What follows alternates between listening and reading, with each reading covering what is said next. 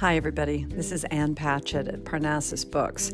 Thank you for listening to Parnassus Presents. Your support allows us to keep bringing you fantastic events. So please consider purchasing a copy of tonight's featured book at the link below. We hope you enjoy the event, recorded live from the Parnassus stage.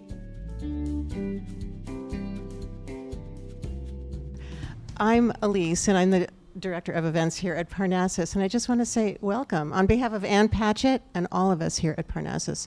Thanks for being here, and thanks for shopping local, and we just appreciate you very much.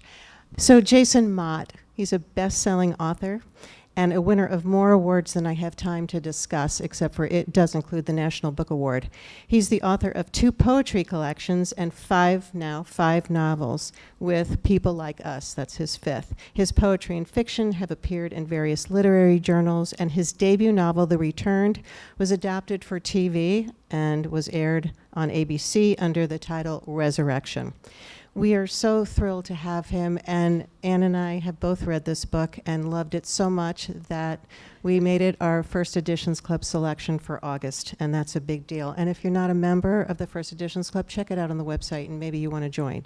And tonight we're thrilled because he's in conversation with Steve Haruch, and Steve is an award-winning writer, an editor and producer. He's also a Parnassus alum, and we love him very much. So without further ado, help me welcome Jason Mott and Steve Haruch.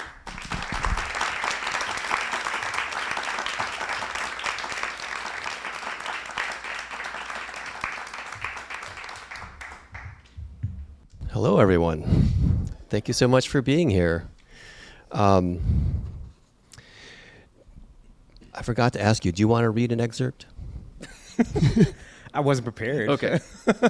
Well, let's not then. Before we get started, because I'm the completist, I just want to I want to read the full title of the book, because we're calling it People Like Us for short because that's what's on the front. But the actual true entire title is People Like Us, or The Other Continent, or Johnny Wordcount stumbles into a high-end croissant bar on the Seine in search of the kid and orders the big dream. Small, short title. How did you get it down to such a... How did I get it so manageable? Right. So, fun piece of trivia that no one here will ever be asked in life. I have yet to title any of my novels. Apparently, I suck at titles. Every book I've written, every novel I've written has been titled by either my agent or my editor. And so... For this one, I wanted the title to be The Other Continent. My editor was like, we can do better than that. And they did, rightfully so.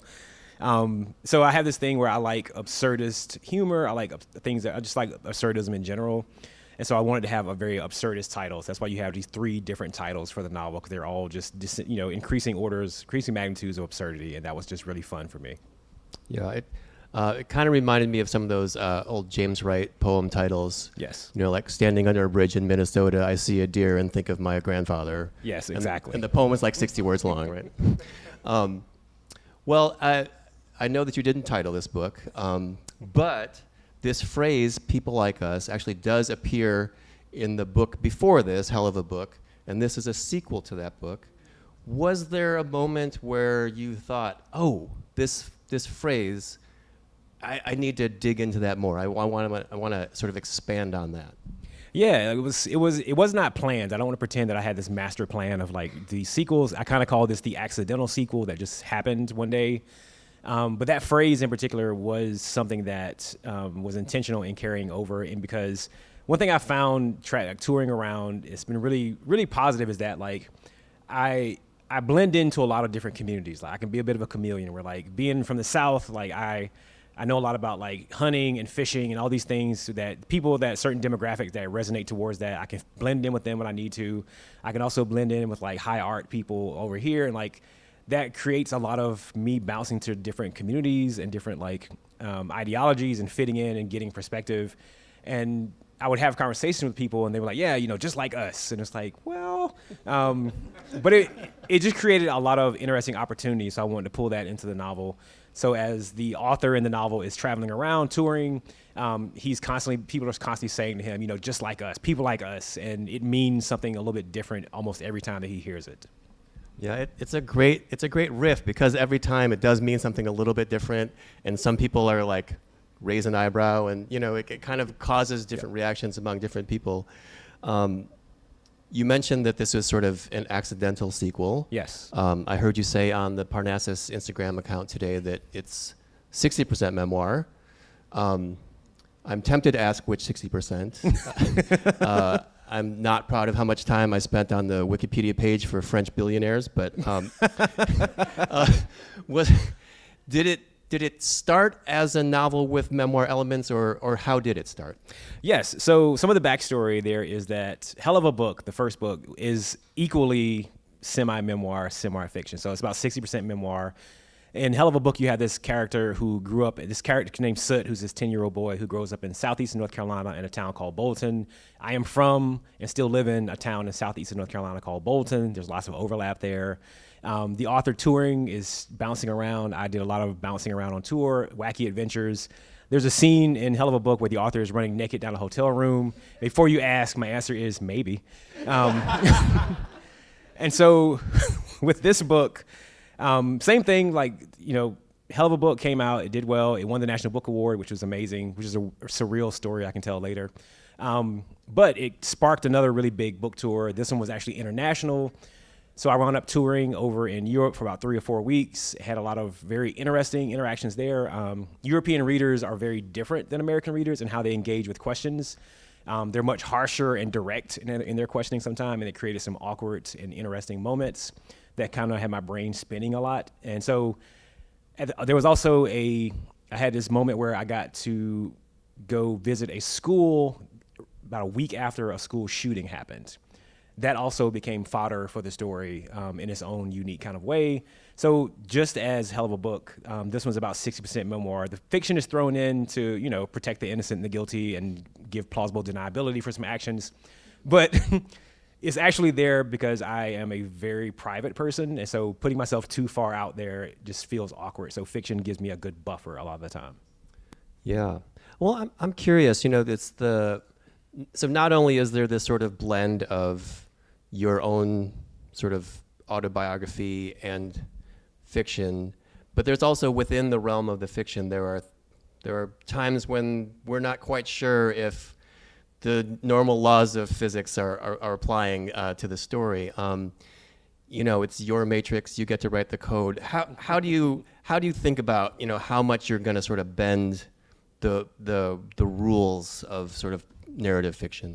I think for me, it's always a big balancing act. Like I want it to create a dream state. I want people to feel like they're, and dreams sometimes feel viscerally real, and then other times they are anything but that. And oftentimes they will shift from one to the other and sometimes back. And so for me, that was the goal of the novel, of both of these novels, was to create this persistent dream state. Because I like to approach my writing from like a bit of an impressionistic view, like to kind of bring art into it, where I'm not shooting for realism at all, ever. I am just trying to convey the feeling of the thing. And so for me, the dream state, as I kind of describe it, is the best way to convey the feeling, where like, to me, the facts are secondary to the feeling that the moment had. And so sometimes I have to kind of be absurd or be dark or just have imaginative or whatever you want to call it, high concept, magical realism, whatever tag they want to put on it. But that becomes the way that I can create the feeling more so than the facts. Well, you mentioned magical realism as sort of as a mode of writing, and for your by the book for the Times, you mentioned that you had come across this book, A Different Drummer, by William Melvin Kelly. You have a thing for Kellys, apparently. Sorry, that's a bit of a minor spoiler. But sort of you were talking about sort of that made you think about how long this tradition is of sort of using magical realism as a way to engage with just kind of the absurdity of race in America. Yes. and as a way to look at it. Sort of how do you see yourself sort of in conversation with that tradition? So I hope so for those who don't know, I'll speak really quickly about A Different Drummer. A Different Drummer was written in 1964, maybe, I think, somewhere around there. I'm bad with years. But it's the story of this small fictional town in the South where the entire black populace has just decided to pack up and leave one day.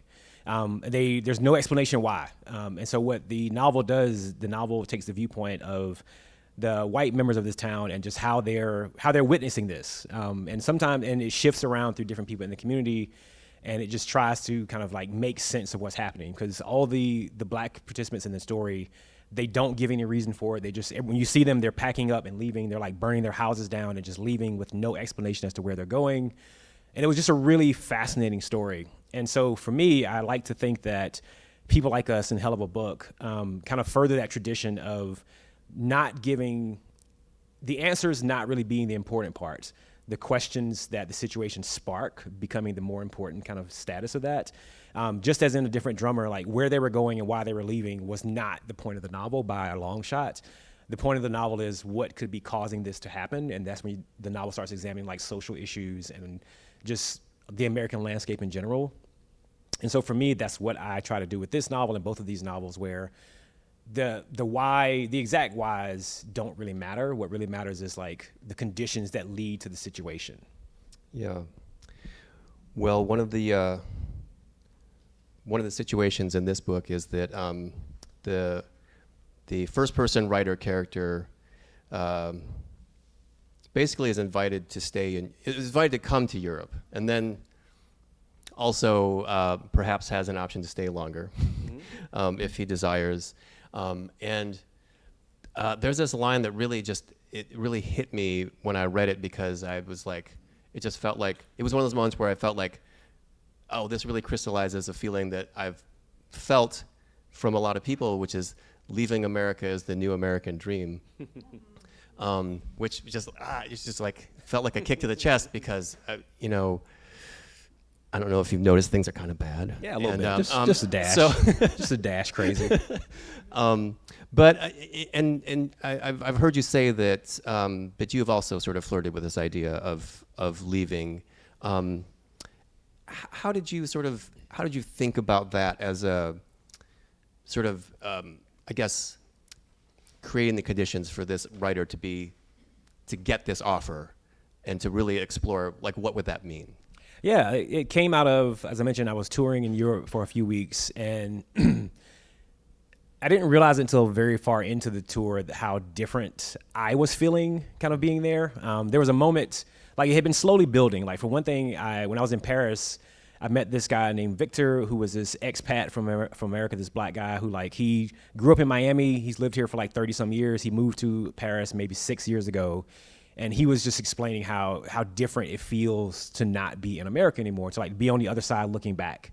And we had a bunch of conversations. He was really generous with his time. We sat and had dinner and ate profiteroles, which is this wonderful French dessert that I love. We sat there and just ate a lot of food and talked about what it felt like to not to go back and to not even be planning to go back or want to go back. And there was a moment around like the last 2 days that I was there where I was sitting outside in a cafe and I was talking to someone. And this like loud bang went off. And my first thought was, it's probably just a car. And I realized then, like, that's not my usual train of thought. My usual train of thought, when you hear a bang, you think gun.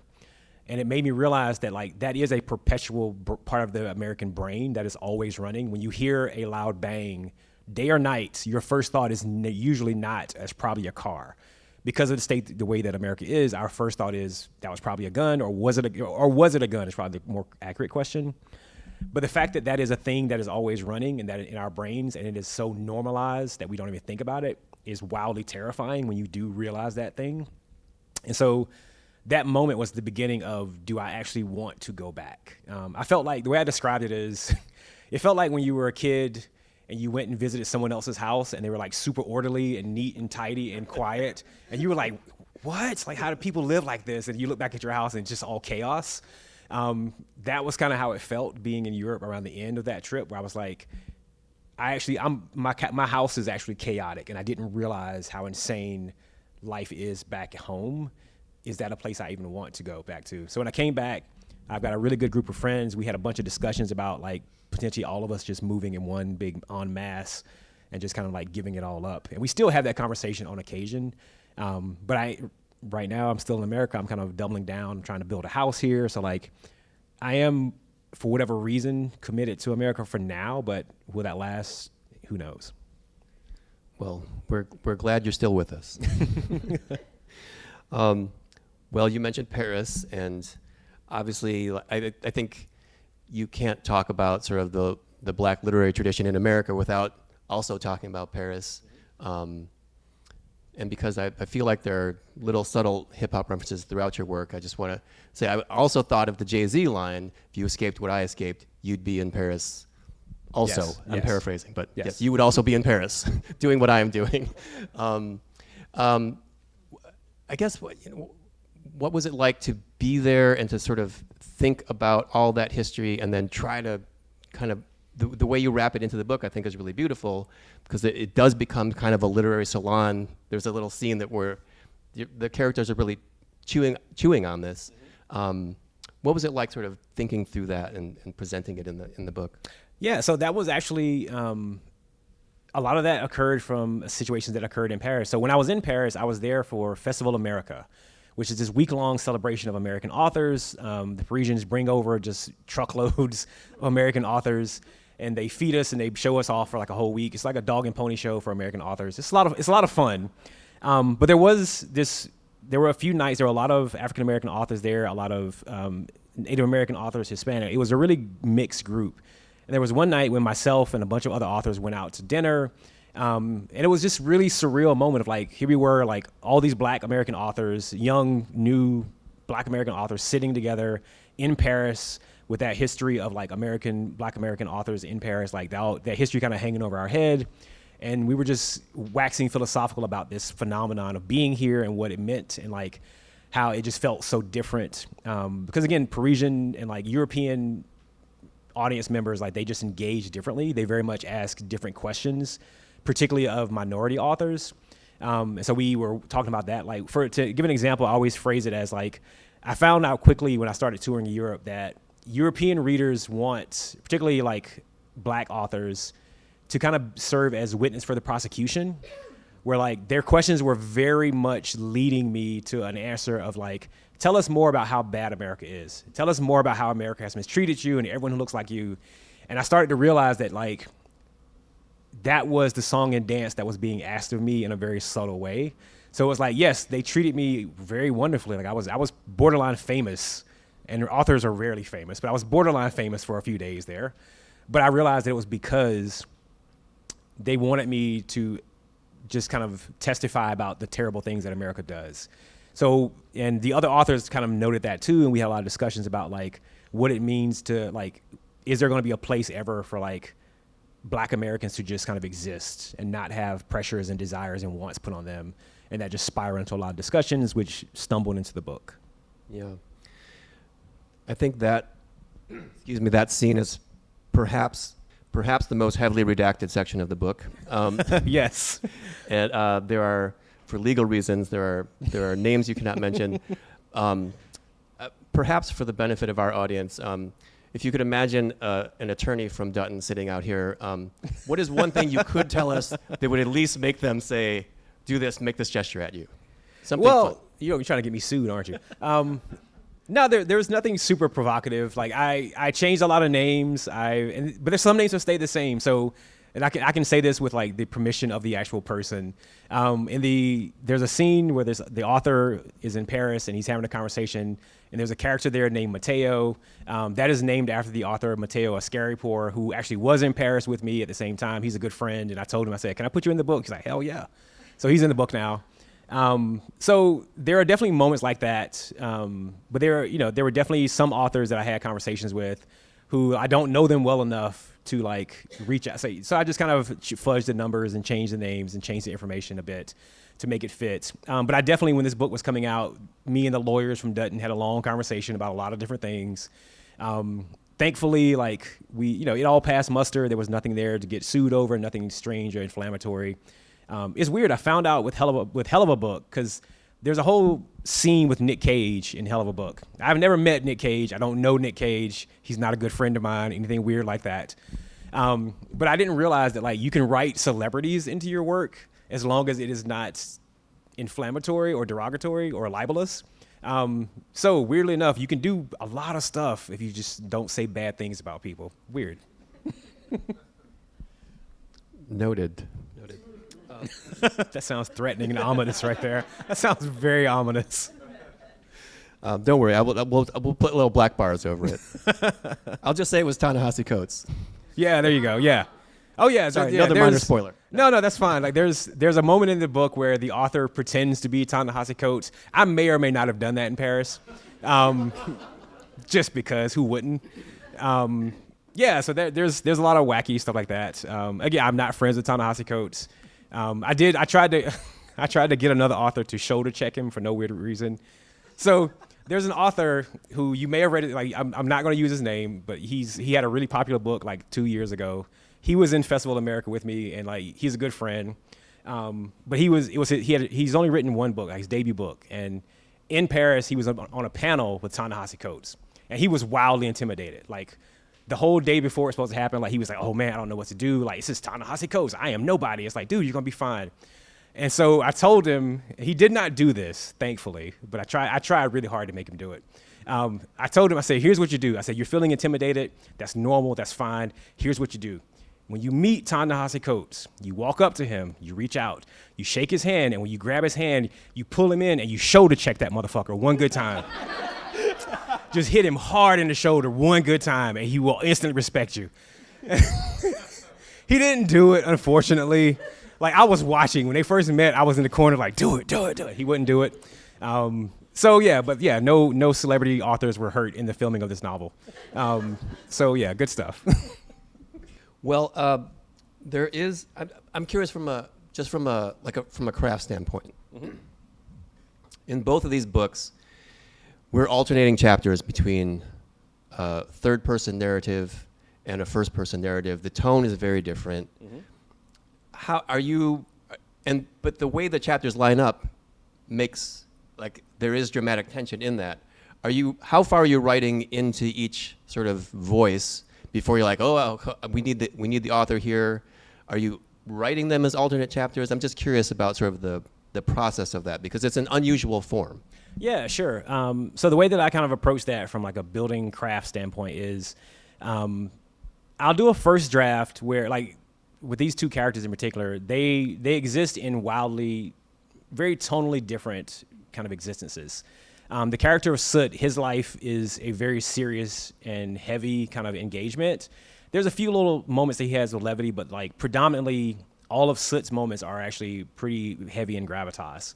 The author, on the other hand, is the mixture. Like he's meant to give you, the way I describe it is, and I tell this to like my writing students a lot, like you should put your reader underwater for a period of time, but then you let them come up for air. And when they come up for air, you should try to make it the freshest, cleanest, most exhilarating, just recovering moment that you can. And then you shove them under again and you just put them back into the machine and then you come up. So that's kind of how the balance between the chapters with Soot and the author intrinsically work. Is Soot's moments are usually very heavy. The language is slow and heavy, and the description is just meant to evoke this sense of dread sometimes and worry and these very ominous things that you can kind of feel on the edges of the reading is going to happen. And then like when you've been there for a while, then the author shows up and he's doing something silly and he's making a joke and it gets you to like relax and catch your breath. Because the best way to impact someone is when they don't see it coming. Like shoulder check Ta-Nehisi Coates when he doesn't expect it. You do that to your reader. I'm a big fan of giving my reader plenty of levity, make them almost forget that the book is heavy, and then just swinging that right hook in and hitting them really hard. And like, I think that's how you make a good impact on a reader. You can't abuse it. You have to be very careful with it.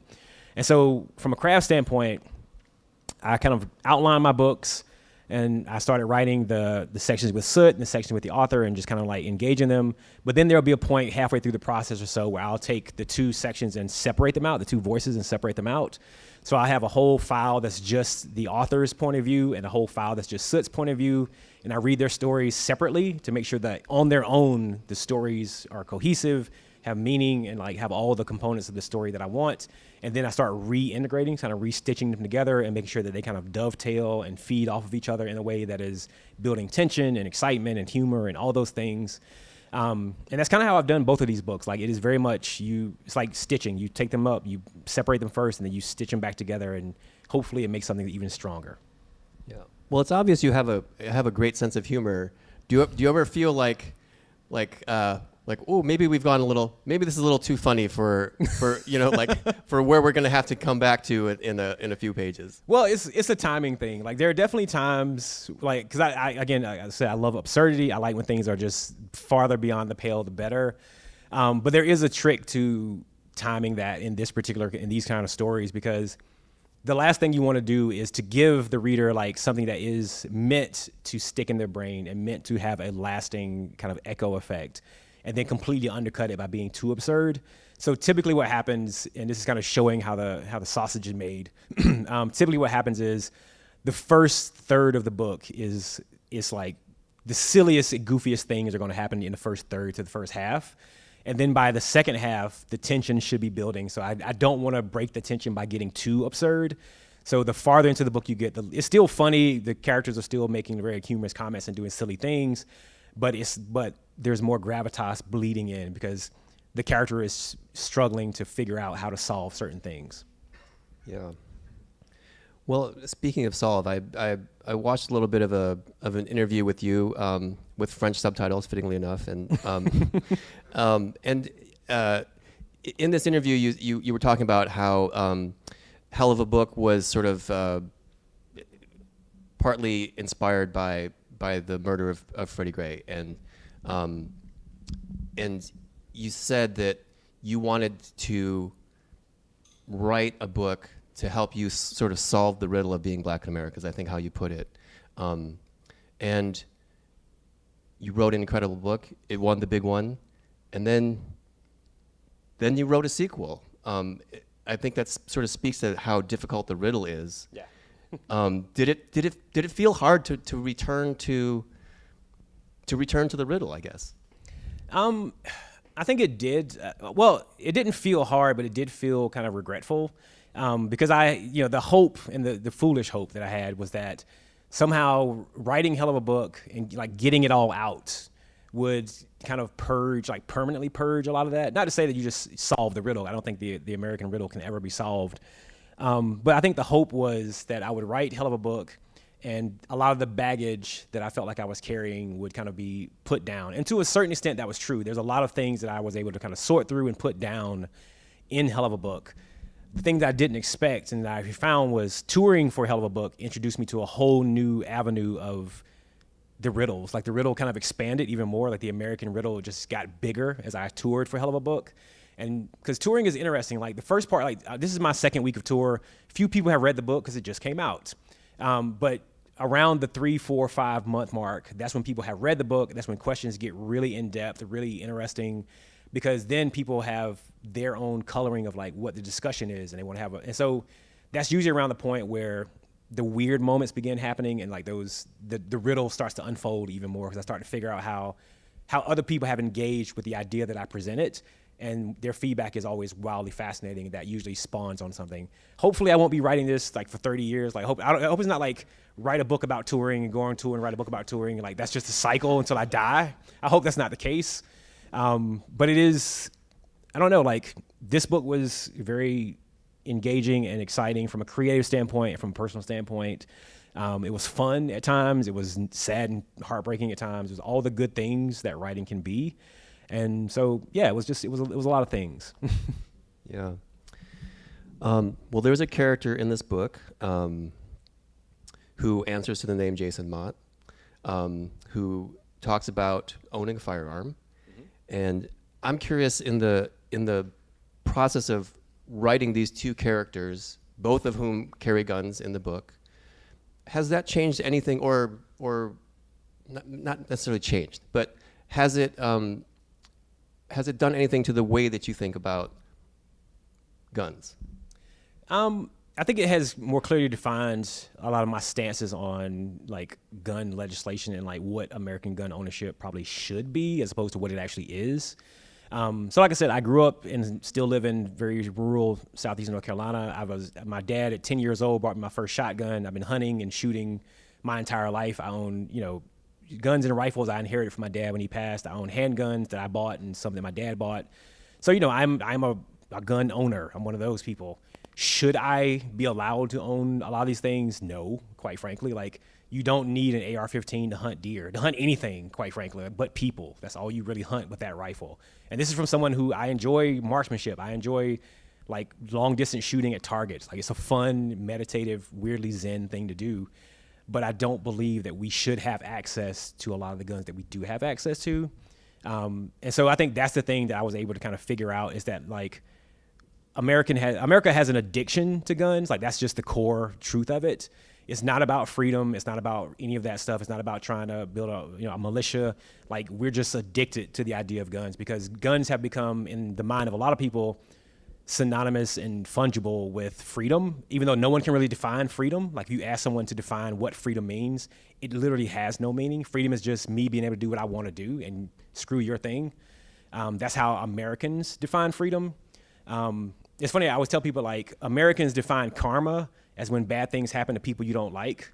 And I think American definition of freedom is pretty akin to that, where freedom is when I get my way and you don't get your way. And that's kind of what guns have become representative of. So, like, people fight for guns because they're fighting for freedom, even though freedom is just I get my way and you don't get yours. I think that's the thing that writing this book helped me realize. I think that's the question I had going in. It's like, what do guns mean to me and to America? And then at the end of it, I think that's what I came away with. I don't know if that's right or not, correct, but that's what I came away with. Yeah, I think another sort of issue that the book really grapples with is this idea of safety and home. Like, what is home? Where do you feel safe? Like that. These two are very, very slippery things. Like, the characters are trying to figure those things out. Is that something, you've been, I think, in the same part of the country for a long time, right? Did your relationship to home, to the idea of home, change or deepen at all when you were writing this? Yeah, very much so. So I live in this property that my family has owned for close to 100 years now. Like, my great granddad bought this property that I live on. I have an uncle who lives next door. Like, this is I live literally half acre, like, from where my dad grew up as a kid. My granddad owned it. So there's no more clear definition of home for me than this soil that my entire family has existed on for over 100 years. And yet at the same time, America very, very rarely feels like home. Like, Columbus County feels like home. As soon as you zoom out anywhere larger than that and you start talking America as a whole, like, America does not. One thing that I got asked a lot in Europe, and that it becomes a theme of the novel, I got asked, like, do I love America? That was like a question that more than one, like, European reader asked.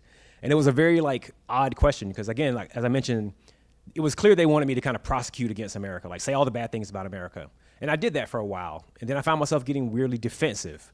Because I would say, yeah, we got shootings and we got too much gun ownership and things are terrible and there's racism, but, the weather's not bad and you can go watch a ball game and you can go to New York and have fun. America's not really that. I kept, like, compulsively defending the place. And that made me think, like, why am I so compulsive to defend this place? Because even though it is broken, it is the only home I've ever known. There was one, and this is actually a scene that kind of appears in the book. Like, there's one time when this woman asked me that question, like, do you love America? And I kind of, like, sidestepped it a little bit. And I was talking about how, like, yeah, well, it's home, and she said, no, like, she said, technically, Africa is probably more of your home than that. And I was like, I don't know anything about Africa. And it sparked a lot of thoughts. To this day, I've learned that there's duality when it comes to home and identity and location. Because, again, like, the small 5-acre spot that I have in Columbus County, that is home unabashedly. As soon as I drive anywhere else, and as soon as I, like, watch the news, I ask myself, why am I here? Like, why am I not anywhere else on this planet than this chaotic, insane country? And yet, this is where the people that I love are. This is where the culture that I know and exist in and able to find my space in, this is where it exists.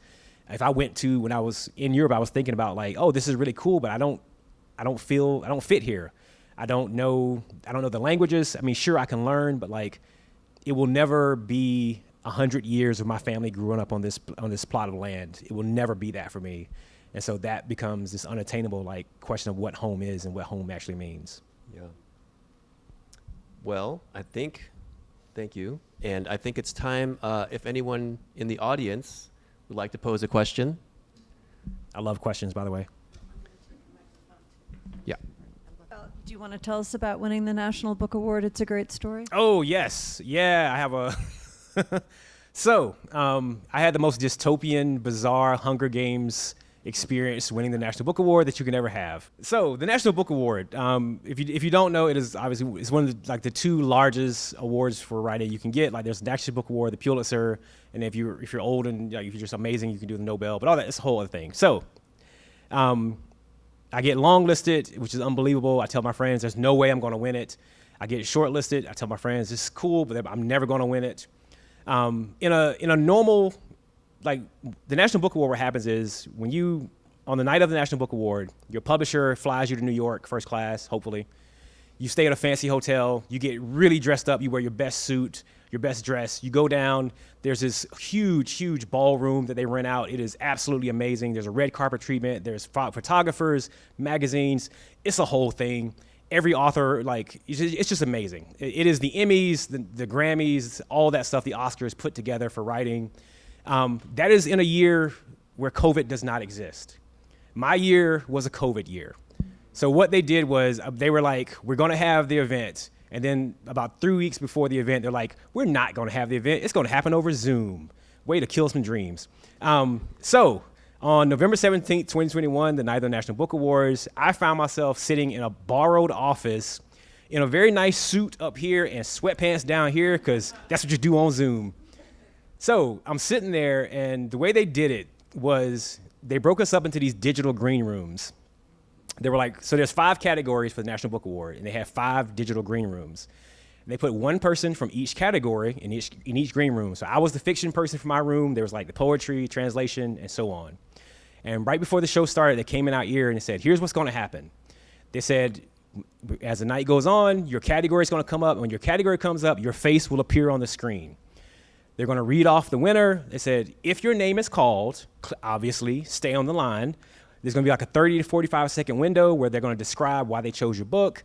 And then, we'll cut to you. You have 2 minutes to do an acceptance speech. And then, we'll stay on and we'll do some photos, which meant screenshots because Zoom. Yeah. Then they said, if your name is not called, you are free to leave, is how they phrased it. So what would happen was they would say, in the category for poetry, for National Book Award 2021, and this lovely face would appear on the screen. And they would say, and the winner for the National Book Award for poetry is not this person. There'd be this 3-second pause where you would watch this person's face as they just found out they didn't win the National Book Award. And then, all of a sudden, they just went away. There was no wave goodbye. There was no like, whistle, thanks for coming. No, they just disappeared. And then they would cut to the next category, and now translation, and this new face would pop up, and the new face looked more nervous than the last one because they just saw what happened. And they would say, and the winner for the National Book Award for translation is also not this person. And you see this 3-second like delay, and then, so it was very dystopian Hunger Games. It was like, there was this weird moment where I was like, do these people even exist anymore? Like, is this just like people just being snuffed out of human existence? So we're going through, and it's just packed, bodies just falling left, right, front, and center. And then they finally get to like creative nonfiction, because fiction was last. So like the one of them heard of me was creative nonfiction. And this face pops up for creative nonfiction, and she looks very nervous. And they said, and the winner for the National Book Award for creative nonfiction is Taya Miles. And her name was Taya Miles. And I was like, oh shit, we got one. I was very excited. And so here's what happened. So I was in this office by myself. Like, my girlfriend asked me, like, she's like, do you want me to come? And I was like, no, because I'm going to lose. I want to cry alone in the dark like a man. So don't come. So when they called Taya Miles' name, if you were watching the National Book Awards that year, what you saw was they said Taya Miles, and then they showed the cover of her book. They were talking about like why they loved it. It was a beautiful written. They give you all the accolades for about 45 seconds. What I saw, because I was in the Zoom chat with her, was she also was alone. Like, she likes to cry alone too. She was alone, thinking she wouldn't win, and she won. And she just like stared at the screen. Her eyes got huge. Like, she was buffering. She was literally buffering in real life, to the point where I thought the screen was frozen. Then she like blinked, and she was still just there. And so I felt weird because like I was the first person to see her after she won the National Book Award. So I was like, well, I'm gonna have some fun. So I just started I'm muted. She cannot hear me, but she can see me. So I just started going. I'm like pumping my fist and like high five in the air and like doing finger guns, like you won. Like she cannot hear any of this. And after a few seconds, she cracks a smile and like giggles a little bit, and like you could see her calming down. So if you watch the National Book Awards that year, her acceptance speech begins by her saying, "Before I begin, I want to take a second to thank Jason Mott for helping me calm down. Even though I've never met her, I still have never met her, don't know her. It was very cool." So then my category comes up. They say the National Book Award for Fiction. My face appears, which is very existential. I'm just looking at myself. And I'm like, oh man, did I live a good life? Because I may just disappear after this. It was very harrowing. And they said the winner for the National Book Award for Fiction is Hell of a Book. And my thought was, that's not my name. I didn't win. I'm not a very smart man. So yeah, so that was my weird dystopian National Book Award win. It was wacky times. Thanks for reminding me about that. Thank you. Next question. You mentioned not coming up with titles for your own books. It's so hard to imagine Hell of a Book being called anything other than Hell of a Book.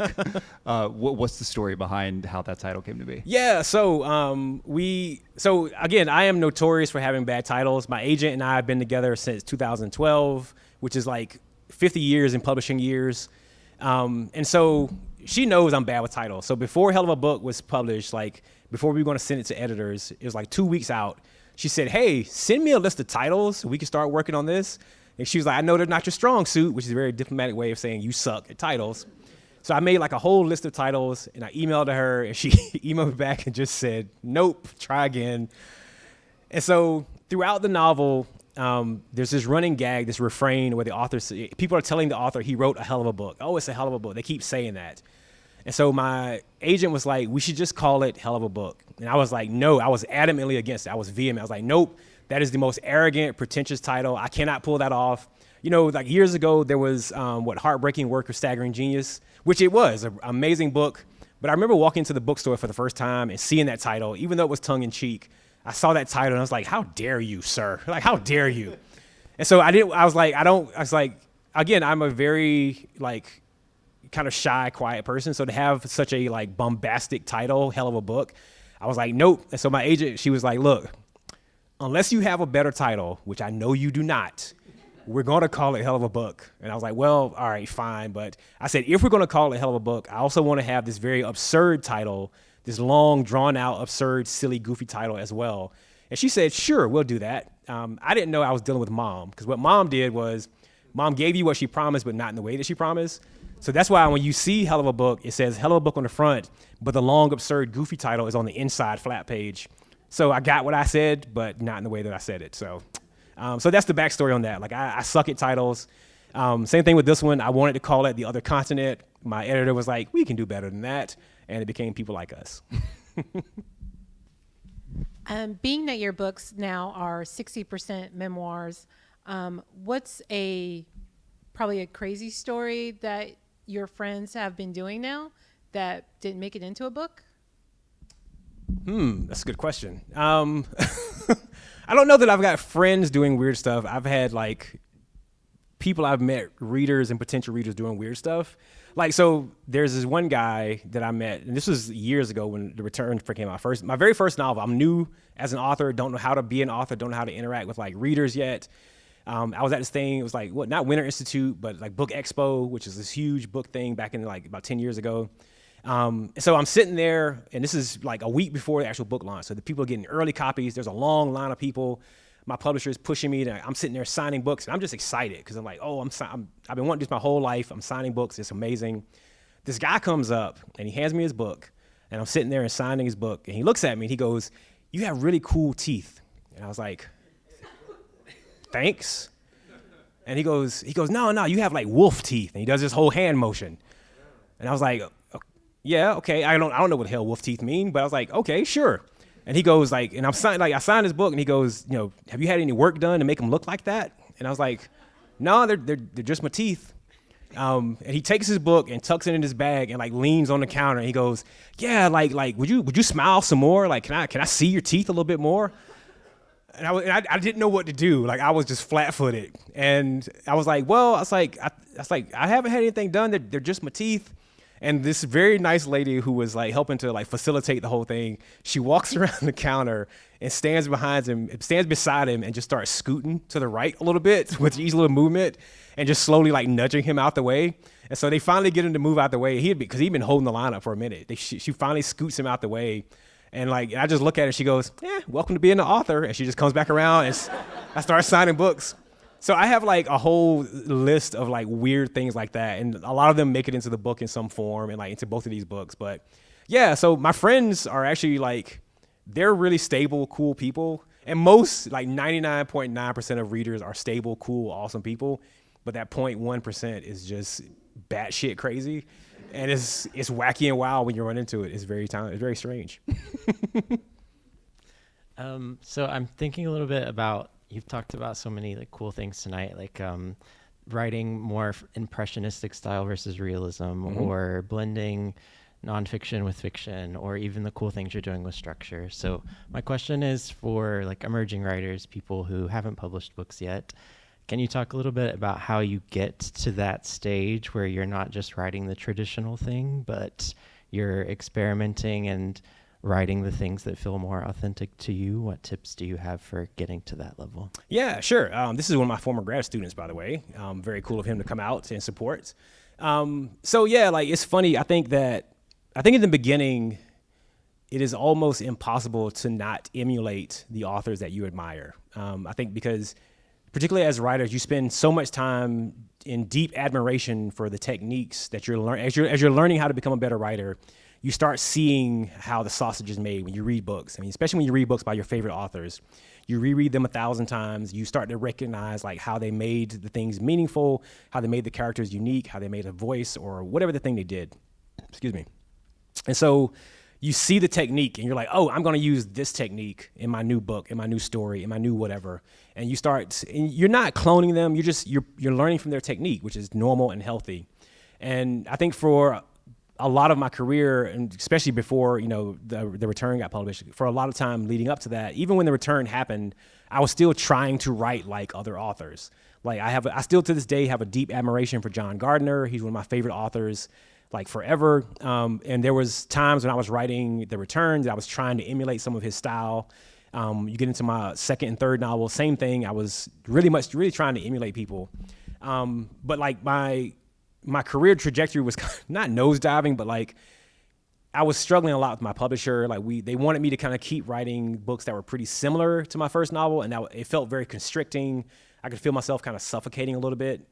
And so after my third novel, I left my publisher and I suddenly didn't have a publisher. And so my agent and I were talking, and I was just kind of like, well, you know what? For my next book, I'm gonna just write what the hell I want. I'm gonna just be goofy.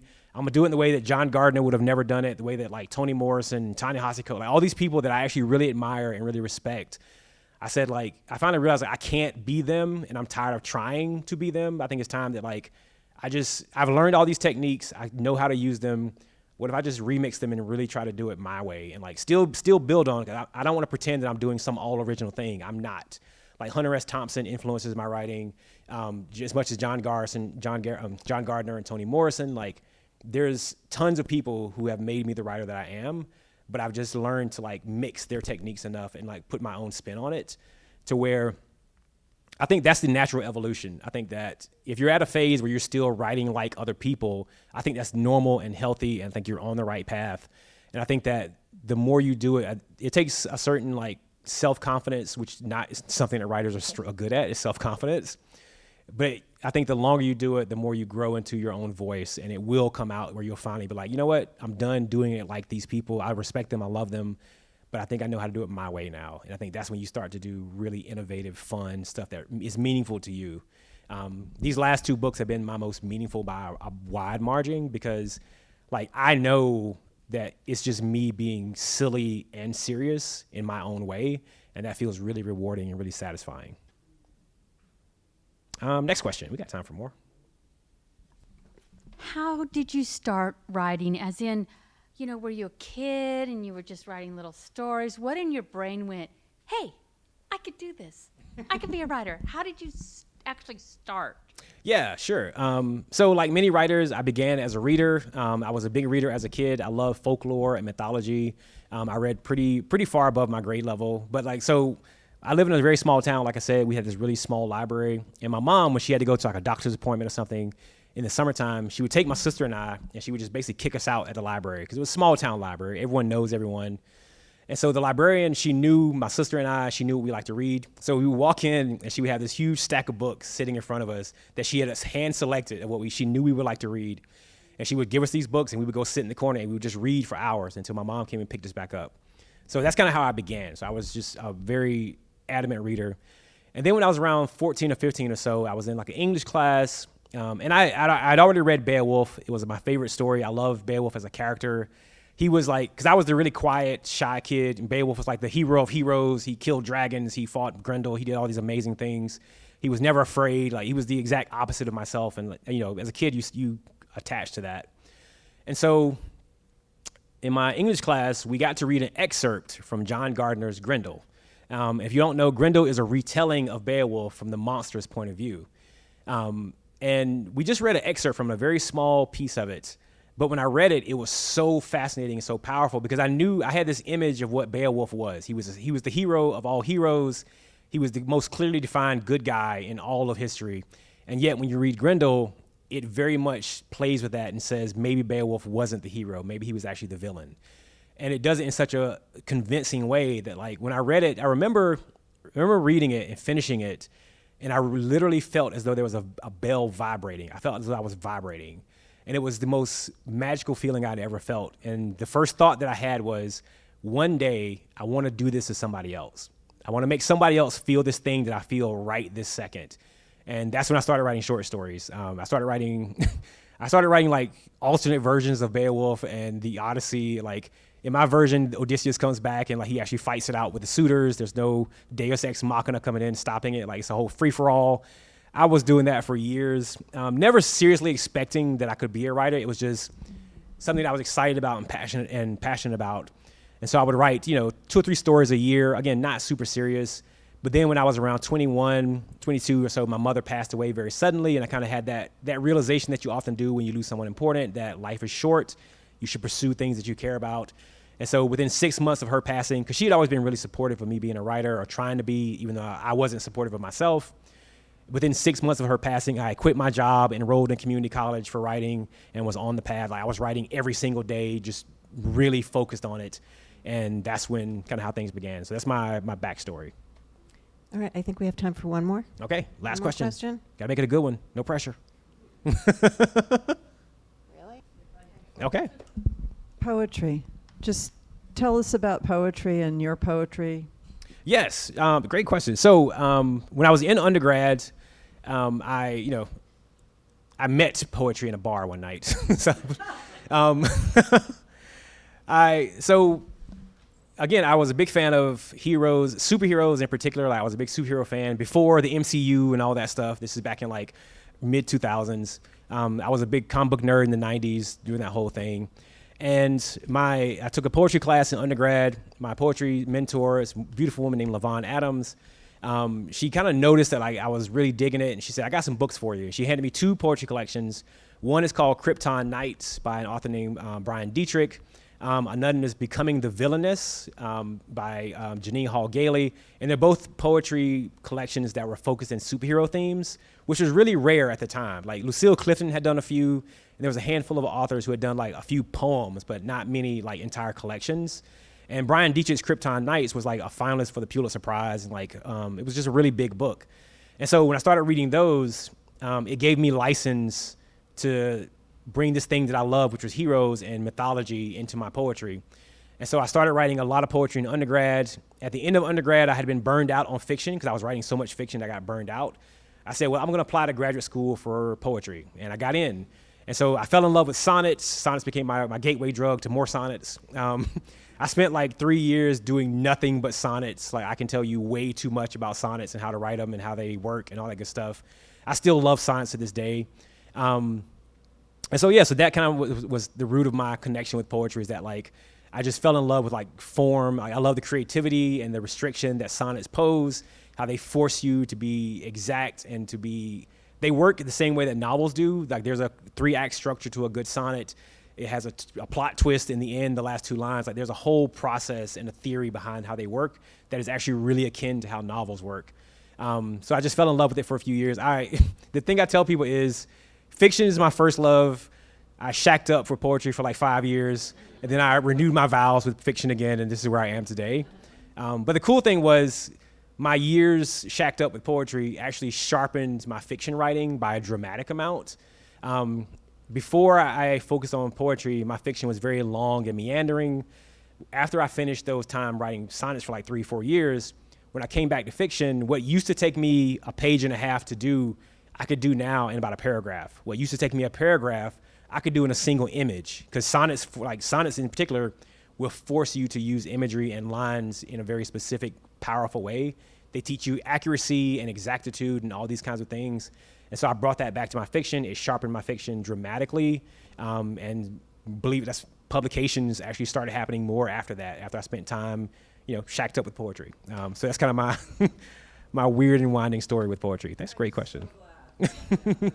Thank you. All right, Jason Mott, thank you so much. And